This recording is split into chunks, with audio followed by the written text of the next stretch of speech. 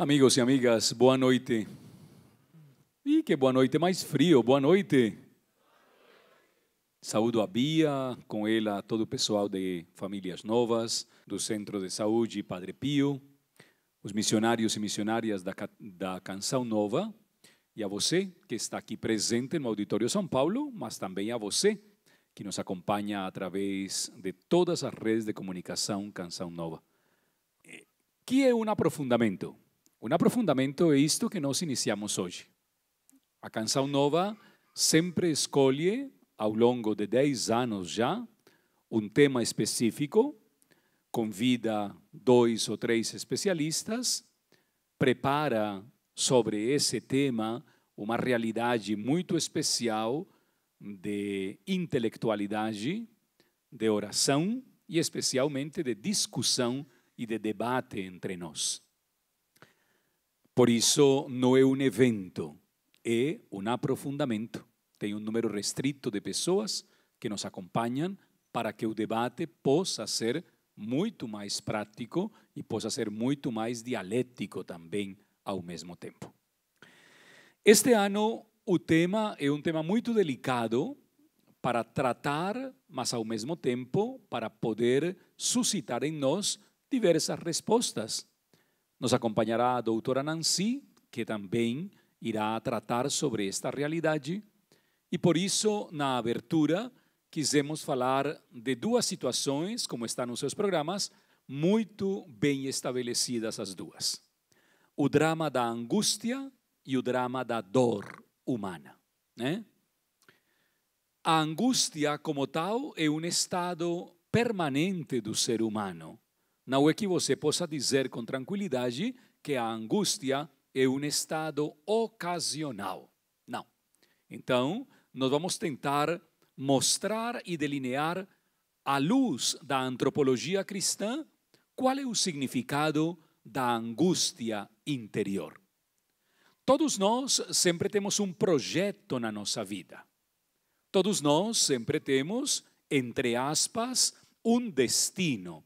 A palavra mais, a palavra mais clara não é destino. Eu tenho um pouco de receio de utilizar o termo destino, porque os primeiros cristãos nunca falavam em destino. Nunca.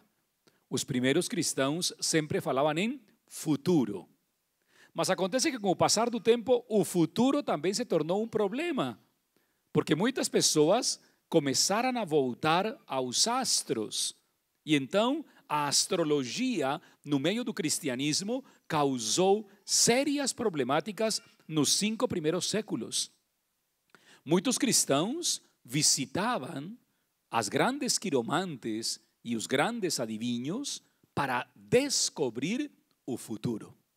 Quando se popularizou na Europa do século IV o horóscopo, muitas pessoas se encontravam na igreja, sabem para quê? Para que alguém lesse o horóscopo. Então, isso era um problema seríssimo.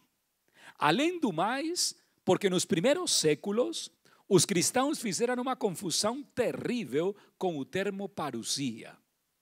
Metade dos cristãos pensava que a segunda vinda de nosso Senhor Jesus Cristo já, logo aconteceria. Então, todo mundo estava sempre, todos os dias, prontos para viver a parousia. Pois bem, a realidade da antropologia cristã foi passando com o tempo e foi trabalhando essas dimensões que muitos de nós ainda não temos trabalhado. Passado, presente e futuro. Eu não me posso mover desta cadeira, mas me estou sentindo pegado como um chiclete, hein? Estou proibido de me mover por causa dos que estão lá na TV e nos meios de comunicação, né? Mas pensar o presente, o passado e o futuro numa dimensão antropológica quer dizer, à luz de uma ciência que estuda o dia a dia do ser humano, é um trabalho belíssimo. Por quê? O Deus do tempo para os gregos se chamava o Deus Cronos. Cronos determinava todas as coisas e determinava o dia, a manhã, a tarde e a noite. Mas acontece que Cronos estava muito perto de Caos. Caos era um semideus feio, horrível. E por isso, todos os textos do Gênesis vão citar abertamente que Deus vai dissipar o caos para trazer a ordem. Como se diz ordem em grego? Cosmos. As coisas que são cosmológicas, inseridas no tempo cronológico, vão sendo ordenadas. E o ser humano começou a perceber que ele não tinha domínio sobre o cosmos. Tem muitas pessoas que pensam que, pelo fato de terem muito dinheiro, conseguem dominar o tempo negativo. Se existe uma coisa que até hoje a filosofia não consegue definir, é a palavra tempo. Santo Agostinho dizia: não me perguntem pelo tempo, porque se vocês me perguntam pelo tempo, eu não vou saber responder. Quando não me perguntam, eu sei. E aí é onde nasce o problema da angústia. De fato, há toda uma corrente antropológica e filosófica que trabalha a angústia, porque ninguém de nós tem domínio sobre o tempo. Tem gente que saiu do sul para vir aqui e está parada na estrada, não conseguiu chegar.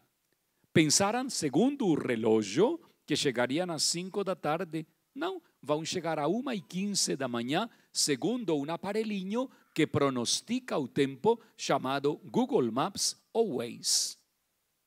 Mas também erra o bendito aparelhinho, hein? Às vezes manda você por uma rua que você não deveria entrar ou por uma estrada que não deveria entrar e então você se perde. E isso vai criando em nós uma angústia frequente. Eu gostaria perfeitamente saber o que vocês estão pensando, mas não consigo. E isso pode gerar em mim angústia. Muitos de vocês estão preocupados, estão ansiosos por alguma realidade interna da sua vida, por algo que ainda não aconteceu ou por algo que ainda nunca irá acontecer.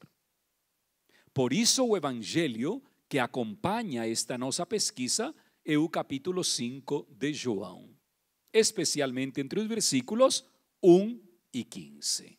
Até chegarmos ao 7º, que é motivo do nosso trabalho. Senhor, não tenho ninguém. Há uma angústia positiva. Essa angústia positiva, nós vamos trabalhá-la e Nancy vai trabalhar muito mais essa dimensão. Há uma angústia que gera em nós expectativas muito boas, né? Tem gente aqui carregada, dizia agora Márcio, carregada de alegria, de esperança, de sonhos. Um pai tem angústia de se de repente vai poder pagar os estudos do seu filho, mas isso é uma angústia normal. Alguém que de repente está namorando pode criar uma angústia dizendo: será que a gente vai casar ou não vai casar? Os seminaristas que estão aqui esta noite presentes, também, será que eu vou ser ordenado padre? Essas são angústias normais. Quando a angústia sai do limite? Pense isso neste instante. Quando uma angústia deixa de tornar-se uma expectativa positiva? Quando é que você entra em angústia, roe as unhas, perde o cabelo, tem diarreia, sai escoriose, fica com dores no corpo e começa a somatizar essa angústia? Quando você não a comunica. É a primeira gravidade do isolamento, o silêncio impostado, o silêncio agressivo, o silêncio que não me deixa ver com clareza a necessidade de partilhar essa minha angústia, porque as expectativas, quando são positivas, eu as partilho com as pessoas que eu amo. Por exemplo, estou hospedado na casa do Marquinhos e da Bia e eu disse hoje que fomos correr 10 quilômetros com Marquinhos. Olá, Marquinhos, eu gostaria um dia ter uma casa de madeira com 2 palmeiras na frente, como tem vocês aqui. É uma expectativa boa. E a gente gostaria de partilhar isso. Imagina eu com 80 anos numa casa com 2 palmeiras. Que delícia, hein? Um sonho. A gente partilha isso. Mas quando a angústia começa a consumir a pessoa, o isolamento começa a dar um sinal. Os gregos eram muito espertos, por isso falam da somatização. Porque somatizamos imediatamente a atitude interior que não queremos partilhar. Esse é o primeiro passo. Segundo passo, vou convidar um dos maiores especialistas no tema da angústia, que é o grande antidiscípulo de Freud, chamado Sándor Ferenczi. Uma figura maravilhosa. O pai da psicoanálise do sensível. Um homem com uma vasta e esplendorosa forma de entender a grandeza da humanidade. Ferenczi diz que esse silêncio que a gente começa a criar também vai estabelecendo cada vez maiores barreiras. A primeira que aparece na angústia silenciosa é o medo. Então nós criamos fantasmas. De repente, nós estamos angustiados porque um dos nossos filhos começou a consumir droga. Isso aconteceu na minha casa, por exemplo, quando um dos meus irmãos começou a consumir maconha. Já vocês descobriram pelo meu sotaque que eu sou pernambucano, hein? Já perceberam rapidamente. Sim ou não? Sim ou não? Estou mentindo? Me estão chamando de mentiroso? Ah, ofensa terrível, hein? Eu nasci na Colômbia, mas já vim muito tempo para o Brasil. E vocês sabem que a melhor coca e a melhor maconha a produzimos nós, não? Então, imagina você que beleza, hein? Coisa boa. Pois bem, quando minha mãe e meu pai detectaram que meu irmão estava consumindo droga, se angustiaram ao ponto de isolar-se, pensando que eram a única família sobre a face da terra onde tinha entrado numa casa a maconha. Quando a bomba explodiu, já era muito tarde. O medo e a angústia nos tinha a todos engolido. Porque você pode fazer de um ratinho pequenininho um dragão inexistente. Eu trabalho com casais ciumentos. Sabem o que é o ciúme? Sabem ou não sabem? É a pior de todas as doenças, viu? É o maior de todos os desequilíbrios. Mas com esses casais que eu amo, que não conseguem trabalhar a dor dos ciúmes, o primeiro problema de isolamento é que ele começa a pensar que ela tem outro, ou que ele tem outra, porque eu vi que ele sorriu de uma forma diferente para aquela mulher. Mas você nem pensou qual foi o tipo de sorriso. Aliás, você nem viu que a outra mulher era banguela e que seu marido estava rindo era do dente que não tinha na boca. E você criou um fantasma terrível. Essa ansiedade, particularmente conduzida pelo medo, vai criando um bloqueio profundo na pessoa. Não há comunicação, há um silêncio muito forte e a pessoa começa a reagir de uma maneira cada vez mais agressiva. Tem casais que sofrem do isolamento afetivo no primeiro momento e no único momento das suas vidas. Não se falam. E não se falam por muito tempo. Tem filhos que não falam com seus pais de medo. De medo. Tem amigos que não se falam mais de medo. Porque o medo real nos bloqueia, ainda mesmo que nós saibamos que o medo é parte dessa fantasia.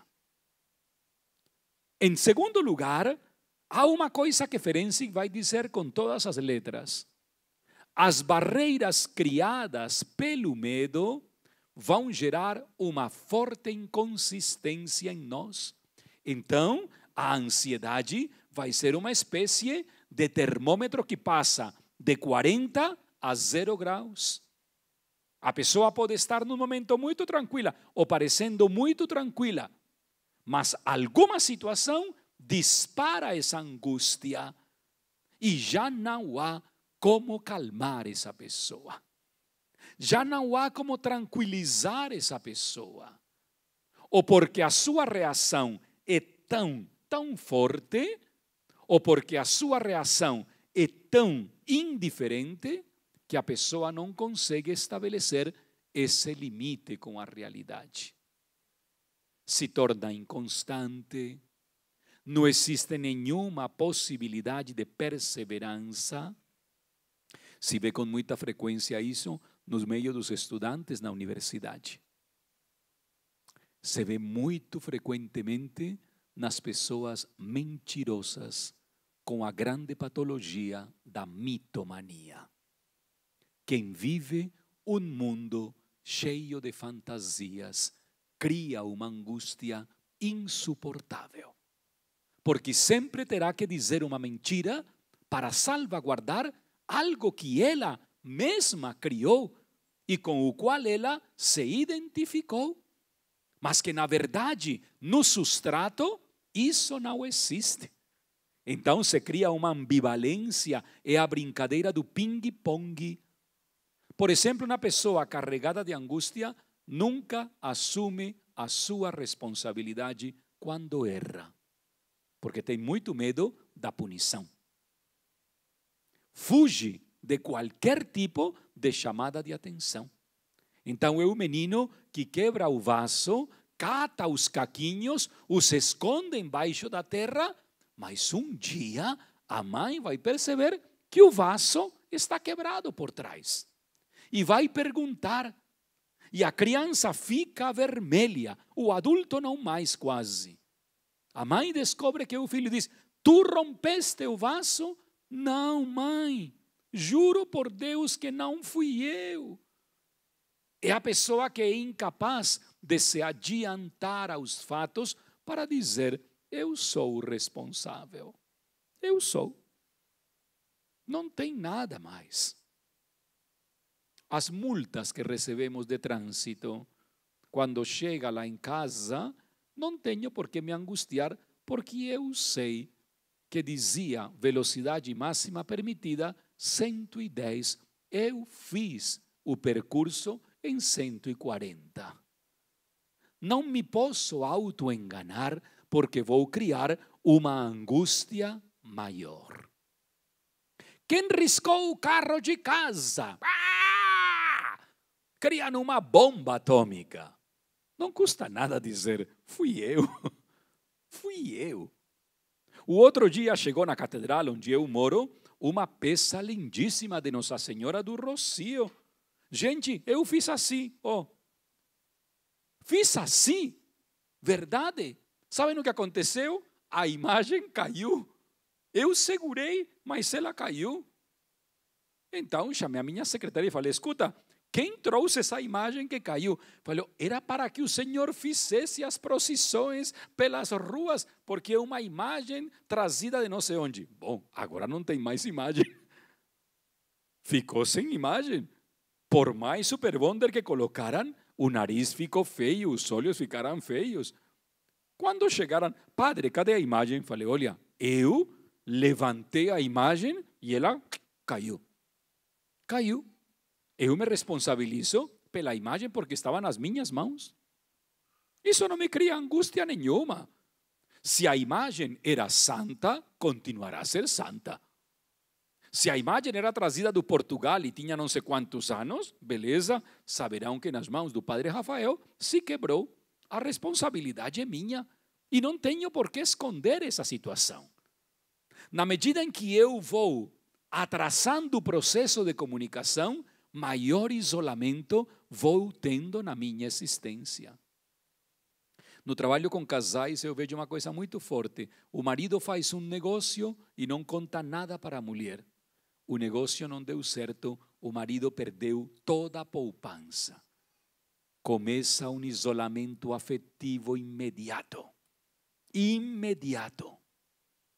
O padre que faz uma sujeira na sua vida, na diocese, o primeiro que faz é isolar-se do clero e do bispo.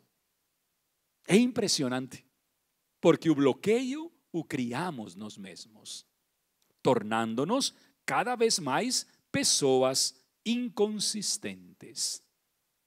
E o terceiro sinal, segundo Sándor Ferenczi, é imediatamente a linguagem que começamos a utilizar por causa da angústia.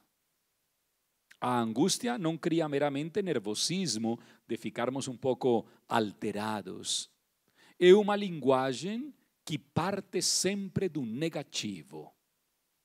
Isto não vai acontecer, isto nunca mais vai sair bem. O vejo nos adolescentes que não passam no vestibular, por exemplo. Eu vou largar de tentar este curso porque não dá, não deu e não dará. Pronto. Quando termina uma relação com alguém, por exemplo, eu estou trabalhando muito isso hoje na universidade. Você vê muitas pessoas que desmancham casamentos, amizades, tudo, e a pessoa muitas vezes, nossa, acabou tudo em volta de mim. Não, é uma linguagem muito difícil de compreender. Nunca, jamais e sempre são termos muito delicados na nossa personalidade e na nossa vida. Eu nunca vou ter sono. Como que não? Eu jamais tive vergonha. Como que não? Eu sempre estive muito bem. Como que é isso? São três termos muito, muito distantes um do outro.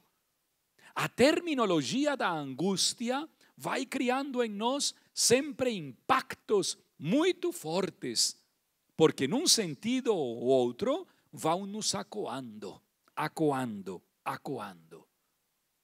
Então, digamos mais uma vez, esse estado perene de angústia deve passar de uma angústia negativa a uma realidade muito mais agradável e positiva, que é a geração das boas expectativas.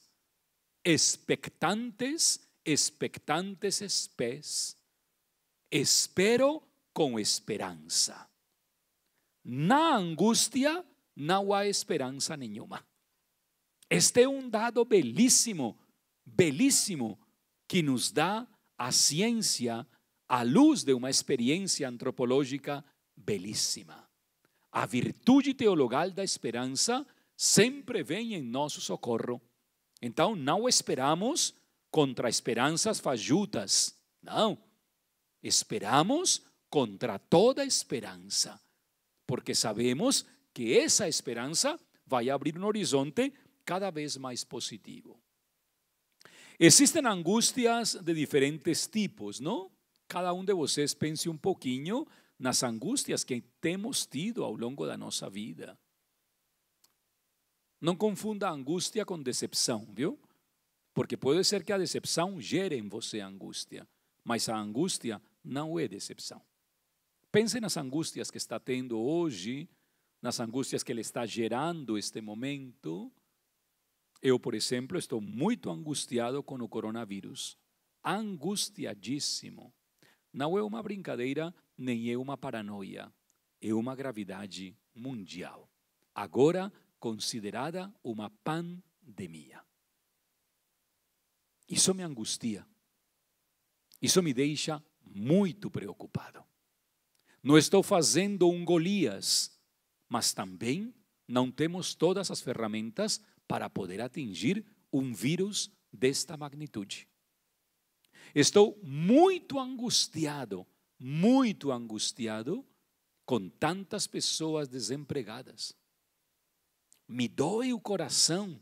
Tem muita gente que tinha sua casa, que tinha seu carro, que tinha sua chácara, e a situação econômica mundial o deixou morando numa garagem.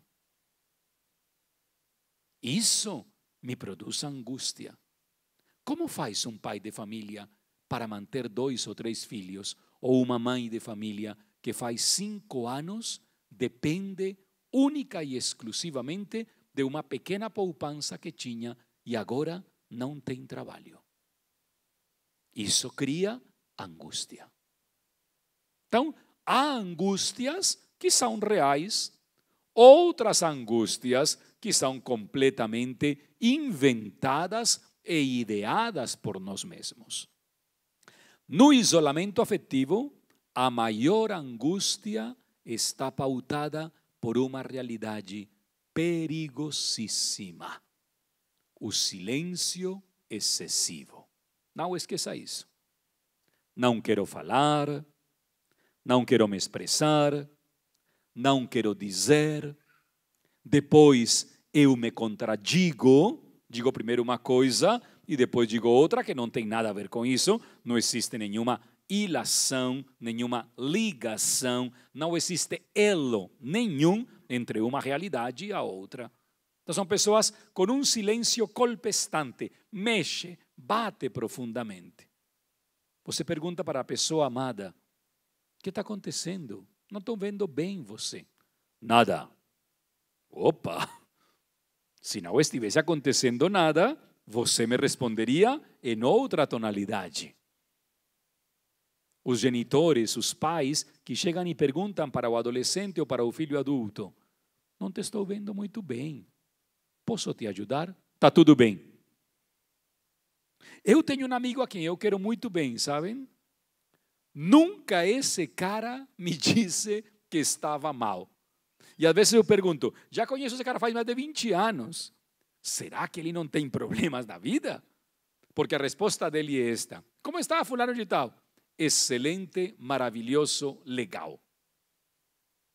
Eu digo, bom, ou com essa resposta dele me bloqueia, ou com essa resposta dele me está reafirmando que a vida dele já é o paraíso eterno, hein? E estou falando com um morto que já está na ressurreição dos mortos. Porque tudo sempre está maravilhoso, nota 10 e legal. Maravilhoso, excelente e legal. Algumas pessoas têm muita dificuldade para expressar a sua angústia.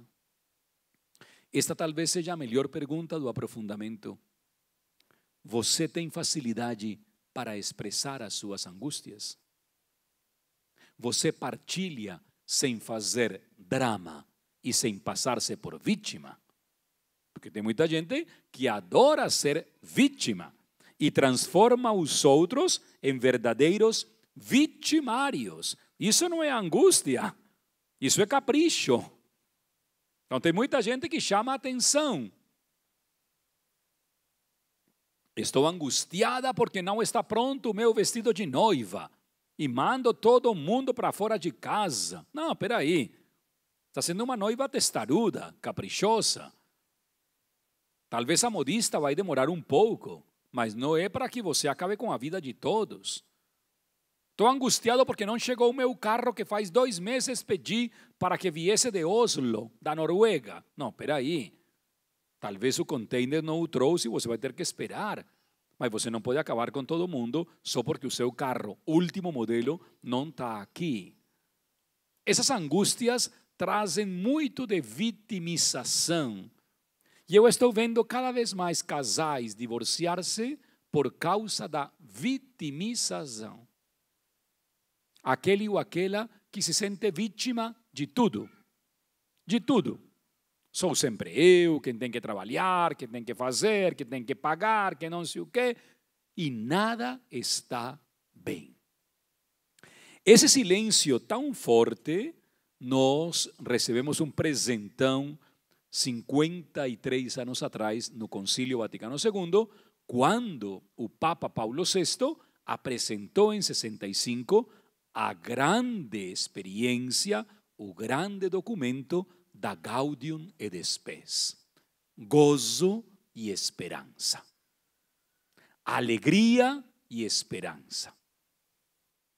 Eu fiquei fascinado este ano, no Setembro Amarelo, quando tratamos o tema do suicídio no Brasil.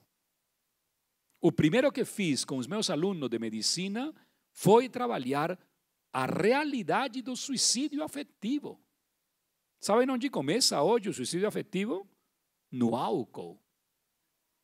Uma guria de 19 anos, de segundo ano de medicina, que bebe todos os dias 15, 20 cervejas, está se suicidando. Está atrocidando a sua vida. Quando eu faço uma festa na minha casa e coloco 50 litros de álcool, estou acabando com a festa. Vamos comprar 10 barris de shopping porque são os 50 anos de casamento do meu pai e da minha mãe. Prepare-se porque ali vai ter show. As pessoas não vão sair sadias dali. A mesma coisa que acontece com o bullying, por exemplo. O bullying não nasce na escola. O bullying nasce na casa da criança, onde a criança ouve seus pais ridiculizarem os seus amiguinhos. E eles depois vão transmitir exatamente o que ouviram na casa com os pais, sem problema nenhum. A reprodução é real. Hoje falávamos com a Bia uma coisa muito forte. Recebemos uma pergunta no programa sobre a homossexualidade.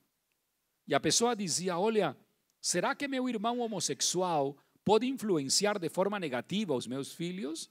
Eu pensei, mas não falei. E ela me disse que também pensou, mas não podia falar. Quase que eu lhe digo, já você viu a influência tão negativa que como mãe você dá para as suas filhas? Sendo assim, tendo esse tipo de medos e de angústias desnecessárias. Ou como uma prima minha que não contratava uma senhora sordomuda como secretária porque de repente o seu filho ficava sordomudo também. Essas angústias são verdadeiramente inesperadas na sociedade. Mas a nossa sociedade do holofote do século XXI vive desse tipo de angústias. O texto de João é fortíssimo por isso. Porque na piscina de Betesda tinha muita gente angustiada. Na piscina de Betesda tinha muita gente cheia de angústias e preocupações. Ao ponto de que de vez em quando descia um anjo, mexia na água e alguém ficava curado. A própria cura, que é Jesus, entrou na piscina. Foi ao encontro dos angustiados. Essa angústia está gerando certas dores que para mim hoje são verdadeiras patologias sociais. A primeira e grande dor, talvez a mais difícil de todas e de compreender, é precisamente o significado do coletivo. Como é que a sociedade está causando tanta dor no meio do ambiente no qual nos encontramos? Num apartamento moram 4 pessoas, pai, mãe, filho, filha. O apartamento tem 3 quartos ou 4 quartos. O pai está na sala com os pés no puff. A mãe está numa outra sala, no outro quarto, com o celular na mão. No outro quarto está o filho com o celular e o computador e os fones de ouvido. E no outro quarto está a filha com fone de ouvido, celular, Pokémon e falando com as amigas sobre a moda que vai utilizar na festa de sábado. O apartamento está completamente isolado. Acontece nos seminários também, onde se formam os futuros padres.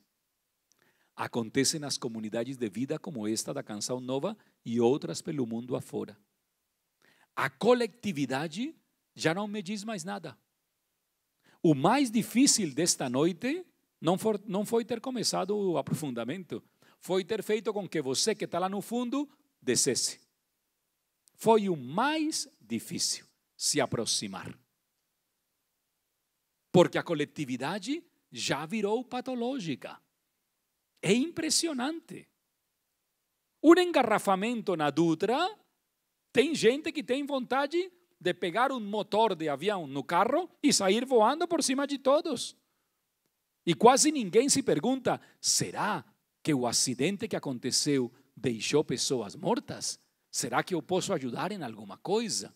Ou será que o acidente da frente me envolve também a mim que estou atrás? É patológico quando eu já não me interesso mais pela grande coletividade. Os outros não me importam mais, simplesmente me incomodam, que é gravíssimo, ou aquilo que é pior, os coloco na geladeira. O Senhor esteja convosco.